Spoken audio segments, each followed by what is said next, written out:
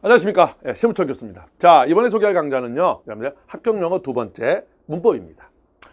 여러분들 우리가 공문 영어에서요, 문법, 영작 합쳐서 어쨌든 문법이 4문제 정도가 나오죠. 4문제가 나오는데 여러분들 많이 못 맞추시죠? 그쵸? 아마 좀 문법에 대한 고민들이 많으실 거예요. 근데 정말 여러분들 합격영어 문법편 제대로 여러분들 공부를 하시면요, 누구나 문법을 다 맞출 수 있게 해드릴 겁니다. 아시겠죠? 먼저 한번 잠깐 좀 봅시다. 이런 친구들이 많더라고요. 선생님, 저 토익은 900점이 넘는데요, 왜 이렇게 문법을 틀릴까요? 간단한 이야기예요. 토익하고요, 공무원 문법은 달라요. 무슨 말이냐면 한번 볼까요? 토익은요, 이런 형태라고요. 그냥 보기를 보면요, 포인트가 보이죠? 이거 뭐 묻습니까? 이 자리에 형용사가 나오는지 부사가 나오는지 명사가 나오는지를 묻잖아요. 이거는 바보가 아니고서는 포인트를 알기 때문에 문법의 기본 개념을 알고 있으면 잡아갈 수 있다 이거죠. 공무원은 달라요. 제기랄 밑줄이 없어요. 그렇죠? 그러니까 뭘 묻는지를 몰라요. 그래서 반대로 오히려 뭐가 필요하냐면요, 문법 풀이에 대한 전략이 필요하다고요. 여러분들 무슨 말이냐면, 여러분 한번 봐보자고. 물론 문법의 기본 개념을 몰라서 틀리는 친구들도 있지만, 자, 대부분의 학생들은 뭐냐면 문법 문제를 풀어, 틀려, 해설을 보면 알아. 맞죠? 그쵸? 그럼 하나 물어볼게요. 자, 문법 문제를 풀어, 틀려, 해설을 보니까 나는 알겠어. 자, 이거 문법을 아는 거예요, 모르는 거예요? 모르는 거예요? 알잖아요. 안다며. 아는 문법이야. 그럼 문법을 아는 거예요. 자, 근데 여러분들이 이래요. 봐보세요, 다시. 자, 문법을 풀어요? 틀려요? 해설을 보니까 알아요? 그럼 뭐라 그러냐면, 내가 복습이 부족했어. 그죠? 복습이 부족했어. 그러니까 또 이런 문법책을 계속 돌려. 내가 이걸 한 4번, 5번 보면 맞추겠지. 아니요, 못 맞히죠. 왜? 아니, 그 친구가 문법을 몰라서 틀리는 게 아니라고. 뭘 묻는지 문법에 대한 풀이 전략을 모르는데 그걸 어떻게 맞추냐고. 맞출 수가 없죠. 근데 여러분들 계속 그렇게만 해나가. 그건 아니라는 거지. 오케이? 이렇게 나오는데 이게 어떻게 딱 보면 보여요? 여기 이렇게 뭐 밑줄이 쳐지는 것도 아닌데? 그렇잖아요. 그러니까 전략이 필요한 거예요. 그럼 어떻게 풀어가야 되느냐? 먼저 그 전에 잠깐 좀 봅시다. 여기 나와 있지만, 자, 문법은 4문제예요. 물론 국가지 여기 3문제 나왔습니다만은 대개 일반적으로는 문법이 4문제가 나와요. 결코 적은 수가 아니죠. 20문제 중에 4문제니까. 그죠? 근데 거기서 특히 여러분들이 많이 틀리니까. 내가 만약에 한 80점 정도 맞는다라고 하면 독해에서 한 2개 정도 나가고, 그죠? 문법 어휘에서 한 2개가 나가는 게 일반적이잖아요. 그럼 문법을 굉장히 많이 틀린다고, 사실은. 그렇죠? 자, 근데 우리가 잠깐 보실 게, 문법을 두려워할 필요가 없는 게요, 갈수록 문법이 쉬워지고 있어요. 물론 여기서 상이냐 중이냐 하냐라고 하는 거는 굉장히 주관적일 수 있지만, 이 자료는요, 그 공단기에서 여러분들이 봤던 시험 결과들을 쫙 모아서 분석한 것들이 있단 말이에요. 근데 그걸 기준으로 지금 하고 있는 거예요. 그럼 잘 보시면 알겠지만, 옛날에는 굉장히 지엽적이고 어려운 것들을 물었다면요, 지금은 조금 지엽적인 부분을 내기보다는 좀 중요한 핵심 포인트들을 중심으로 많이 내고 있어요. 그래서 문법의 기본 개념, 어디서 이상한 문법을 아는 것보다도요, 핵심 개념을 알고, 그 다음에 진짜 중요한 거, 어떻게 풀어가는지가 중요한 포인트라고요. 그러니까 이런 거죠. 예를 들어서, 예를 들면 옛날에는요, 이런 게 나왔었어요, 여러분들. 홈워크가 셀 수 있는 명사냐, 셀 수 없는 명사냐. 오케이? 제 책에도 있어요. 여러분, 홈워크가 셀 수 있는 명사예요, 셀 수 없는 명사예요? 그래요, 셀 수 없는 명사예요. 아시나요? 보면 대부분의 책들이 있죠. 그게 있단 말이에요. 아니요. 이거 나왔을 때요, 솔직하게, 나 양심 고백이 솔직하게, 제 책에 이거 없었어요. 홈워크 없었어요. 그럼 다른 교수님 책에 있었을까요? 아니요. 제가 요거 딱 나오고 나서 내가 모든 시중에 있는 공무원 책을 다 샀어요. 확인하라. 우리 연구원들이 확인해봐. 한 분만 빼놓고는 아무도 없었어요. 그러니까 사실은 이게 그때 나오고 나니까 모든 책에 들어간 거예요. 그런 거지. 그러니까 굉장히 사실은 이 문제가 나왔을 때 굉장히 지엽적으로 묻는 문제였습니다. 근데 요즘은 이런 거 안 나온다고요, 여러분들. 이렇게 지엽적인 거 안 나와요. 오케이, 알겠어요. 그래서 잠깐 보시면, 그렇다고 하면 최신 유형에 대한 대비들을 어떻게 해야 되는가 잘 봐보세요. 자, 아까 말했지만 길어. 그렇죠? 길어. 잠깐 봅시다. 예. 길다 보면 이제 이걸 여기서 뭐를 묻는지를 알아야 될 거 아니에요. 그죠? 그러면 먼저 이게 잡혀야 돼요. 보세요. 여기서 이게 have made구나 라는 게 보입니까? 여러분들이 이런 거야. 볼게요. 자, 봐보세요. make 하면 여러분들은 뭐가 생각납니까? make 하면 대부분의 학생들은요. 지각동사, 사역동사의 사역동사 make를 생각해요. 맞죠? 그쵸? 근데 make는요. 사역동사만 묻는 게 아니고요. 여기처럼 지금 가목적어, 진목적어를 묻기도 해요. 그 다음에 세 번째는 make 같은 경우는 목적 보어 자리에 형용사냐 부사냐를 많이 물어요. 오케이? 그러니까 봐보세요. 이 말이야. 이 make라고 하는 부분이 문법책이 제 책도 그래요. 사실은. 예를 들어서 40페이지 정도의 make 사역동사가 있어요. 80페이지 정도의 가목 진목의 make가 있어요. 그 다음에 저 뒤쪽에 형용사냐 부사냐로 가끔 make가 나와요. 이렇게 정리되니까 여러분들 머릿속에 make가 정리가 안 되는 거야. 하나를 더 가볼까요? 여러분들 if가 나오면 어떤 생각을 갖습니까? if 생각이 없죠. 여러분 많이 생각이 없죠? 가정법이야. 그러면 이거는 기억 안 나세요? 때와 조건을 나타내는 부사절에서는 그죠? 현재가 미래를 대신한다. 맞아요? 이거. 그러니까 근데 거기서 끝이 아니죠. 또 하나. if는요. 그렇죠? 전치사의 목적으로도 못 쓰이고 오하낫으로도 뒤에 오하낫 나오면 안 되고 이런 거 있죠. 주어 자리에도 안 쓰이고. 이게 됩니까? 그러니까 if는 이거예요. 첫 번째 if 딱 나면 내가 시제를 판단해 봐야지. 시제는 크게 두 가지. 가정법의 시제와 때와 조건을 나타내는 부사절에서의 시제. 두 번째는 이게 전치사의 목적어나 뒤에 오하낫이나 주어로 쓰였는지를 봐야지. 이거. 그러니까 이렇게 정리가 돼야 된다고. 하나만 더 해드릴게요. 이런 식의 한 게 봐보세요. 다시. 자, 여러분들 비교급이 나왔어. 그럼 뒤에 뭐가 나와요? 그렇죠. then이 나오죠. 그죠? 만약에 뭐나 as가 나오면 as가 나오죠. 이거 누가 몰라. 그렇죠? 그런데 그게 아니라고요. 이거 딱 나왔어. 그럼 여러분들 어떤 생각을 가져야 되죠? 첫 번째, 혼용이나 중복을 생각하셔야 돼요. 혼용이나 중복이라는 건 뭐냐? 뭐가 나오는데 여기 as가 나오거나 as 다음에 then이 나와요. 더 어렵게 나오는 건 뭐냐면 as가 나왔는데 여기 er이 나와요. 여러분들 봐보자고. 아니 중학생이 아니고서 문법을 조금이라도 공부를 한 사람이면 당연히 s고 그죠? 뭐 되는 거 알잖아. 이걸 누가 틀리겠어? 근데 틀려요. 특히 이거 많이 틀려요. s 사이에 원급 들어가는 거 누가 몰라. 근데 이해하려고 하면 틀린다는 걸 누가 모르겠어. 안 보여. 오케이? 그러니까 틀리죠. 해설을 보면 당연히 알아요. 그러니까 그렇게 가는 게 아니라고. 그렇게 하는 게 아니라 이런 게 나오면 내가 반드시 혼용 중복을 생각해야겠다. 오케이? 이걸 생각을 해야 돼. 거기서 끝나는 게 아니죠. 두 번째는요. 비교급이나 원급은 급이 같은지를 물어요. 예를 들어서 앞에는 The population of Japan, 일본의 인구인데 뒤에는 코리아가 나와. 틀렸죠. Dead of Korea죠. 이런 식.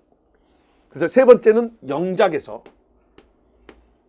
A를 뒤바꾸는 경우가 있어요. 그러니까 이렇게 정리가 돼야 된다고. S네? 세 가지. 오케이. 혼용 중복, 급, 영작 같으면 그것까지 순서 A, B가 바뀌는 거야. 이렇게 생각을 해야 되는 거야. 그러니까 여기도 똑같죠. 자, 이 문제 한번 보자고요. 이런 식으로 공부를 안 한 사람이라면 이거 정리 안 된다고. 이거 가목 진목이네. 그래서 여기 가목 적으면 이시들 안 넣으면 형사하면 투부정사죠. 이렇게 접근이 들어가야 돼요. 오케이? 또 하나 사실은 difficulty에서 난이 형용사라는 걸 생각을 해야 된다. 어쨌든 하나 더 가면 이걸 딱 보는 the number of 그럼 여기 뒤에 복수명사가 왔는지를 봐야지. 이런 게 돼야 되는 거야. 이해될까요? 그러니까 먼저 뭐가 돼야 되냐면 어휘적으로 들어가셔야 돼요. make 나오면 이거 as 나오면 이거 if 나오면 이거 when이 나오면 이거 이런 접근이 들어가야지. 됐어요? 이게 첫 번째예요. 두 번째는 뭐냐? 자, 아직 여러분들 잘 안 배웠습니다만은 여기는 어휘적인 게 없어요. 사실은 knowledge가 셀 수 없는 명사다라는 거 빼고는 어휘적으로 묻는 문제는 없어요. 그럼 그 다음에는 어떻게 해야 되겠지? 또 그 다음이 없어. 시스템적으로 가는 거예요. 그럼 이 단어들 중에서 가장 중요한 건 뭐냐? 동사예요. 그것도 순서가 있다고. 맨 처음 가장 중요한 게 접속사. 접속사란 말은 관계사나 의문사를 포함한 동사, 그 다음에 준동사. 그럼 동사에서도 뭘 따져야 되고 준동사는 뭐뭐 따지고 이렇게 시스템적으로 들어가야 돼요. 동사는 무조건 수의 일치 등수성을 따져야 돼요. 그럼 주어가 extent니까 astounds겠구나.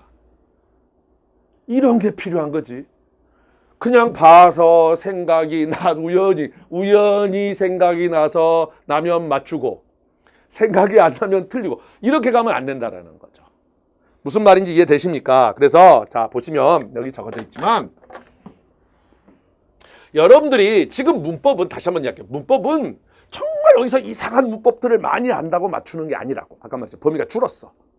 대신 그 나오는 것들 그러니까 범위가 준 그 범위 내에서는 여러분들이 명확하게 맞추셔야 돼요. 그러려면 두 가지로 가야 된다고. 하나는 어휘적으로 공부를 하셔야 되고 두 번째는 시스템적인 접근이 돼야 된다는 거야.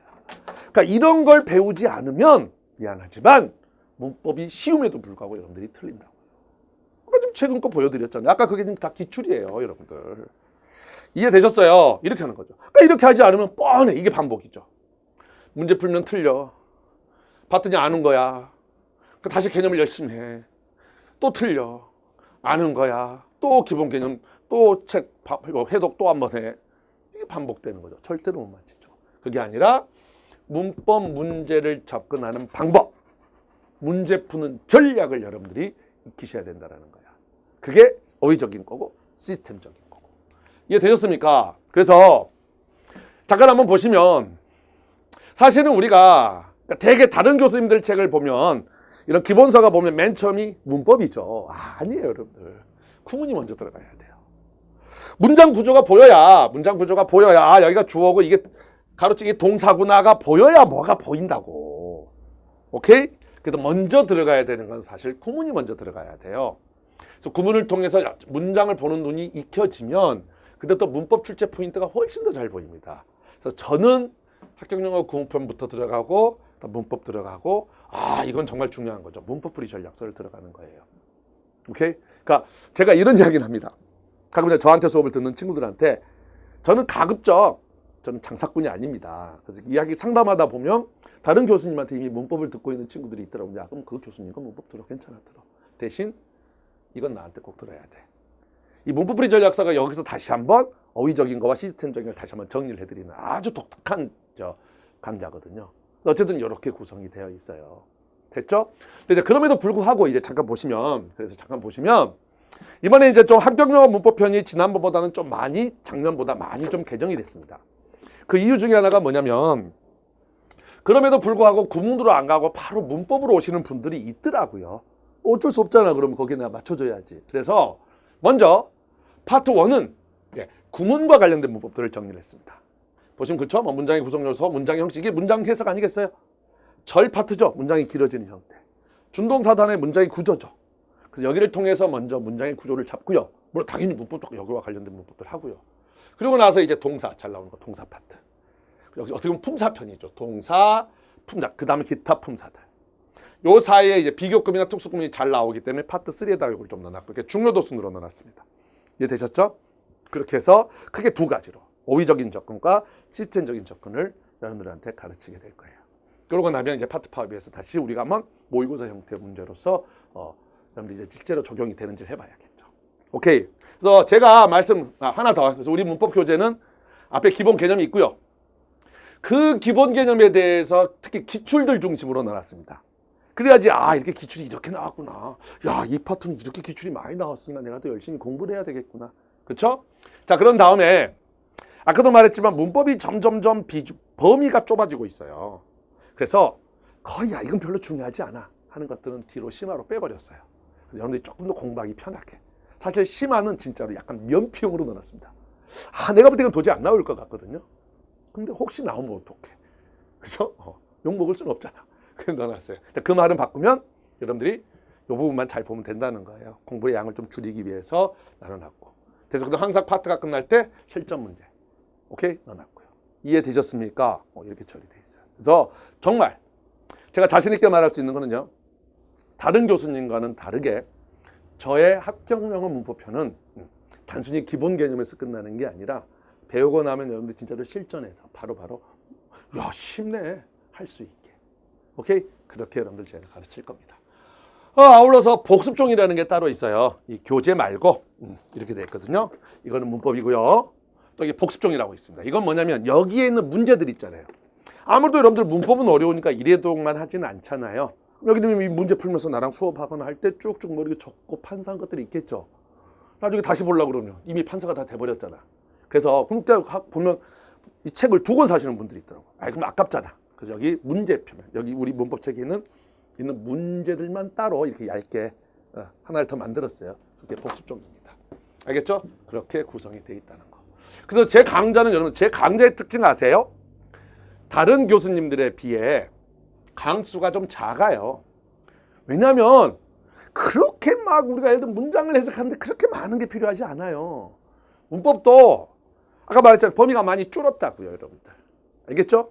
그래서 이렇게 물론 이제 문법은 중간중간에 복습 영상이 들어갑니다. 그걸 이제 한 강으로 친다 그러면 조금 강은 늘어날 거예요. 근데 복습 강의 빼고는 36강 정도가 걸릴 겁니다. 알겠죠?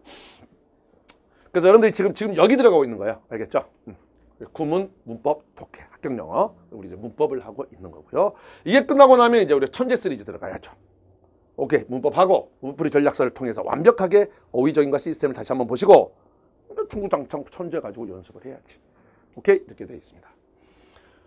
항상 제가 마지막에 요 말을 넣는데 여러분들 강사는요, 저는 그렇게 생각을 해요. 강사는 여러분들에게 그냥 막 개념만을 설명하는 사람이 아니라고요. 그럴 거면 무슨 요즘 좋은 책 많잖아요. 책 보고 혼자 공부하시면 되지. 강사의 역할은요, 여러분들 이해가 안 되는 거를 쉽게 이해를 시켜주는 것도 있지만 여러분들이 실력이 부족하다 보니까 약간 통찰력이 부족하죠. 아까 말했지만 어휘적 시스템적인 것들은 그렇죠? 여러분들이 그걸 잡아낼 수가 없단 말이에요. 그러니까 강사들은 그런 걸 해서 여러분들의 공부량을 줄여주고 그렇죠? 500점에서 8점 가는데 1000시간 걸릴 거 200시간, 300시간으로 줄여주는 게 우리가 해야 할 역할인 거죠. 오케이? 그래서 항상 저는 강의를 효율, 오케이? 그거를 중심으로 강의를 합니다. 자, 그럼 여러분 한번 1강 들어보시고 이렇게 문법이 진행되는구나라는 걸 다시 한번 체크하시기 바랍니다. 알겠죠? 자, 여기까지 수고하셨습니다.